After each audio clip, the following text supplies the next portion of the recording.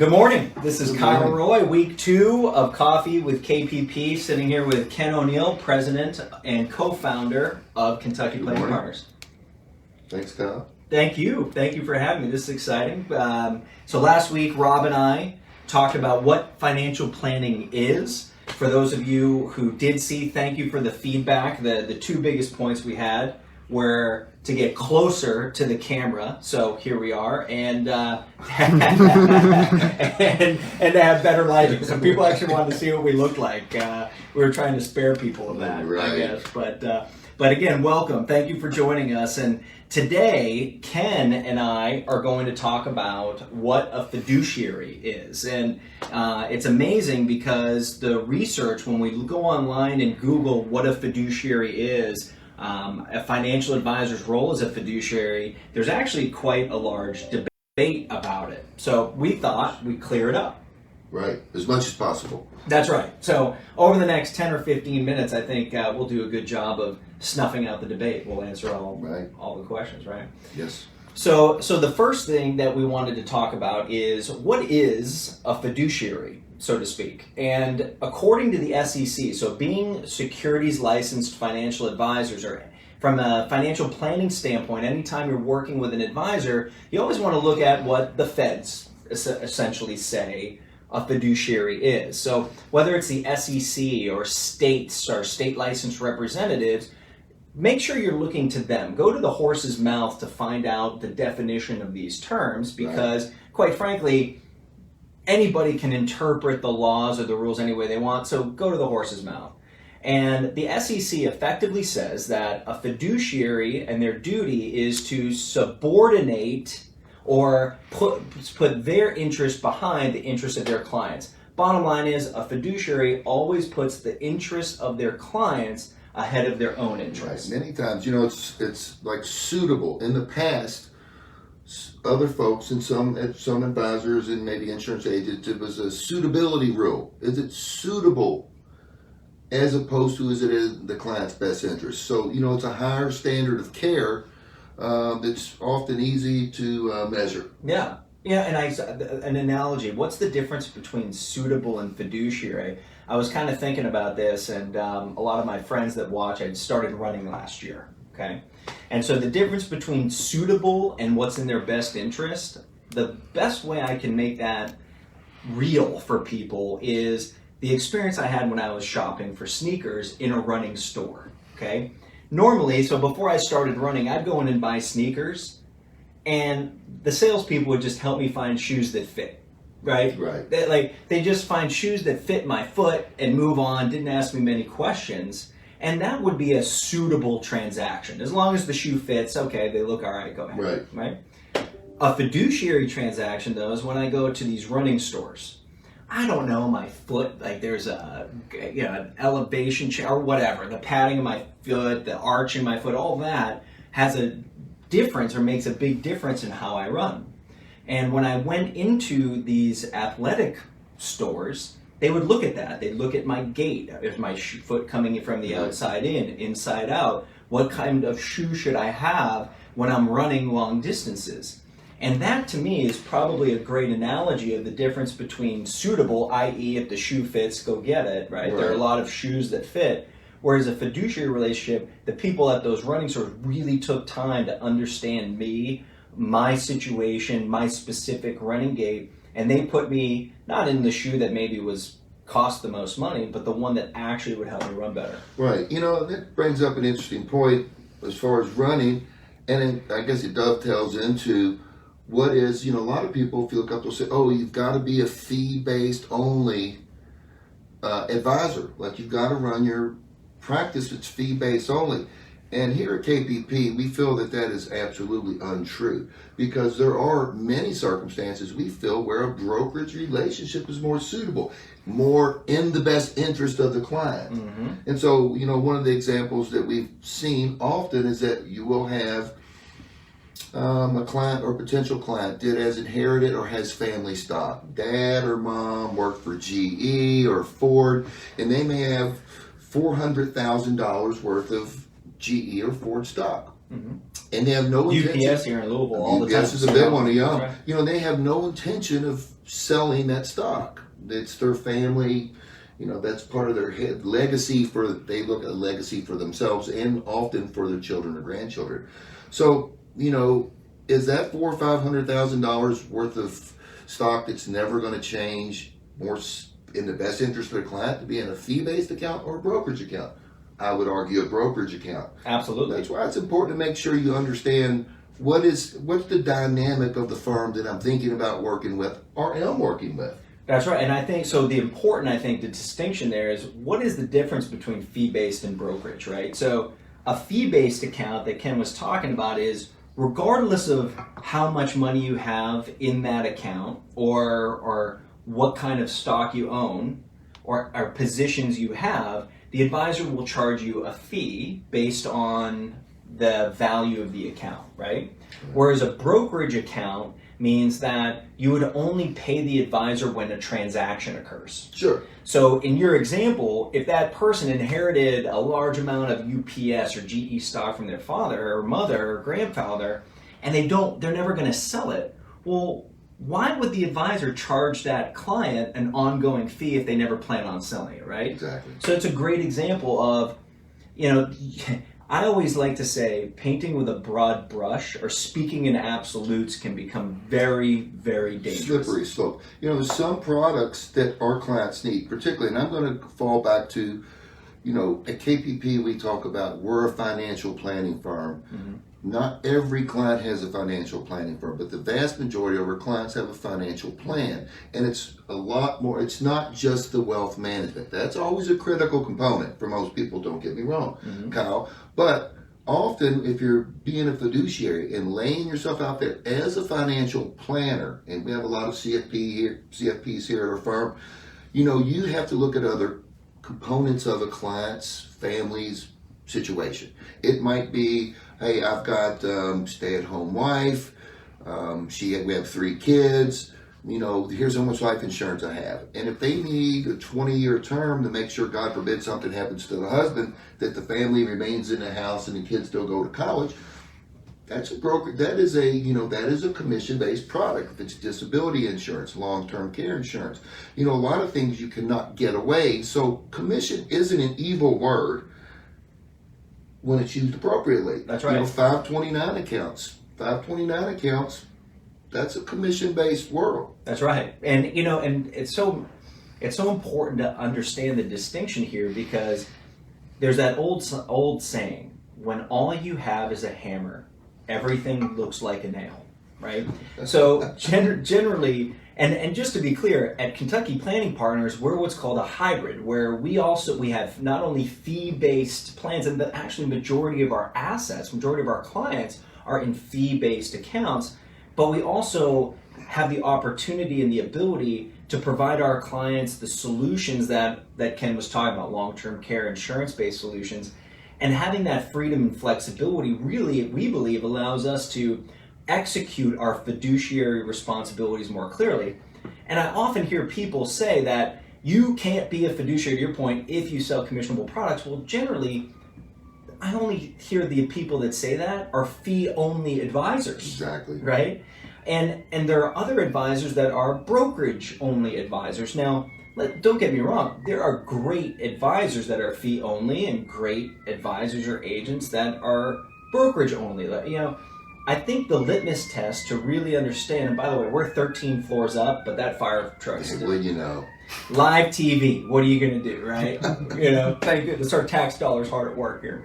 But I think the key really to understand is when you're working with your advisor, and especially in the Midwest, I've said this for years, you can't be a successful financial advisor if you're not doing what's in your client's best interest here in the Midwest, especially if those advisors work in small towns, rural towns. Louisville's a little big city.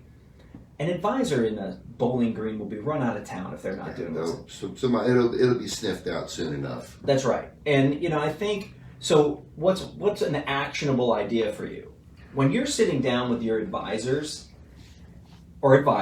and you don't feel comfortable? Talk about the sniff test. If you don't feel comfortable, first give your advisor the benefit of the doubt. Tell them, tell him or her that you don't understand what they're talking about, and somebody that's working in your best interest will do everything they can to make sure you understand it. Absolutely. Also on that, I always say, if you go into an ice cream, if you're going to stop by and say, let's stop and get an ice cream. You're with your spouse or girlfriend or significant other, and you're going to go in, and they have 3 flavors of ice cream. They got vanilla, chocolate, and strawberry. Is that really what you want? So, meaning licensing. If you were going to entrust an individual or a firm with 30, 40, 50 years of your hard work, your money, and all of the financial planning side of it, we always say it's important to make sure you know the licensing that person has, because they may not have the capacity to sell you an individual stock. That's right. They may not have the capacity to get leverage or downside protection in certain arenas, which this is a whole other story, so we won't get into there. Yeah, but it's important to make sure you understand your licensing. What are the accreditations? Look at the website. Do you have a CFP on the team? Do you have one certified in putting together portfolios? Or my specialty is long-term care. That's one of my specialties that I help our team with when we're working. That's right. In the licensing, for instance, I'm a 24. Me too. So we are 7s, and we got 65s, and we got life and health.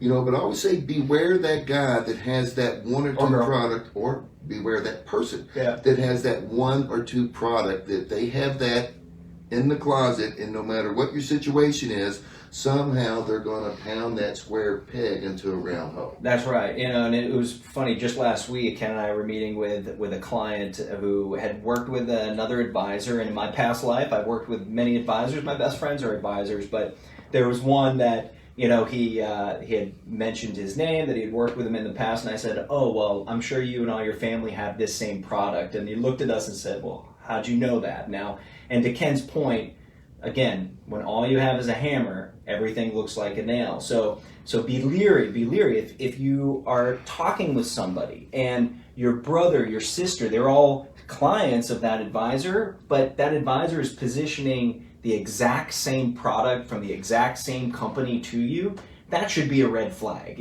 If somebody's touting that they have hundreds of millions of dollars with one institution, one company, they're probably not diversifying their practice. It seems like that kind of advisor is really looking for their next sale to put in that product, as opposed to their next client that they can serve and help and customize and get the right shoes on their feet, so to speak. And I always say, I've run into this all the time in my 20 years of being on this side of the wealth management and financial planning side. We often see people that are approaching retirement, and the guy that has managed their money has done a wonderful job. We'll look at that, and one thing we do when we do our very in-depth dive on the client's portfolio, if someone's done a good job, we'll tell them, and say, the guy's done a good job. Maybe you could tweak it here a little bit, this way or that way. But often what we see when people are approaching retirement and they're looking for a certified financial planning firm or a true financial planning firm, it is much more than just the wealth management side of it. That's right. Because growing the wealth is a lot different than distributing the wealth and making sure, what happens if you're not here? What happens, God forbid, when the husband and wife are not here? Or do you have current wills? Do you have a trust? Do you need a trust? We are not attorneys and we're not CPAs, but we are often the folks that recognize, we think you might need to go talk to your CPA about X, Y, or Z, or you may want to go talk to the attorney about a certain type of trust based on the fact you may have a special needs child or something along that nature. And I'm going to use one more example that I've seen. This is currently, you and I ran into this recently in the last few months. We had a person come in, very, very successful family, was married 40 or 50 years. The spouse had passed, and they had a very, very high net worth. It was actually north of $12 million, which we always say that's good problems to have, right? But when one of the spouse had passed, the group, both the wealth manager that had done a wonderful job accumulating wealth for the family, managing and the money, CPA that had handled a lot of the family's business affairs, had really done a good job. But what they missed was they didn't take advantage of the exclusion ratio. That's right. And that can be down the road, depending on how long the surviving spouse may live. It could be a real problem as far as it could cost hundreds of thousands of dollars or more in taxes because they didn't take advantage of the exclusion ratio. That's right. And, you know, and I think, so what that effectively happened was that, and again, like you said, that advisor did a great job of managing money, but where he or she fell short was didn't do a deep enough dive into getting to know the family, didn't do a deep enough dive in getting to know their other counselors, other advisors, attorneys, CPAs that they work with. And part of being a fiduciary is to do that deep dive, is to make sure there aren't any holes, because ultimately now this family, God love them, they're coming into the end of the second year, and it could cost the family literally millions of dollars in taxes. So you know, we're coming up on time. I have so much fun. We're at quarter past. You know, so what we want to do is open up if there are any questions out there, comments.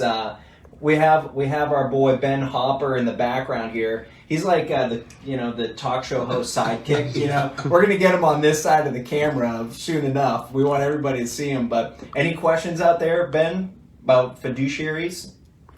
Nothing yet. Hey guys, I see there's about 18 or so people on. That's really good numbers. We appreciate you joining us. Feel free to type anything in the comment box. We're happy to bring it up, talk about it. Just let us know. Have a good day. Yeah. So I guess in the next couple minutes we'll wait for any questions. But I think we want to do is summarize it. I think personally. So first of all, what is a fiduciary?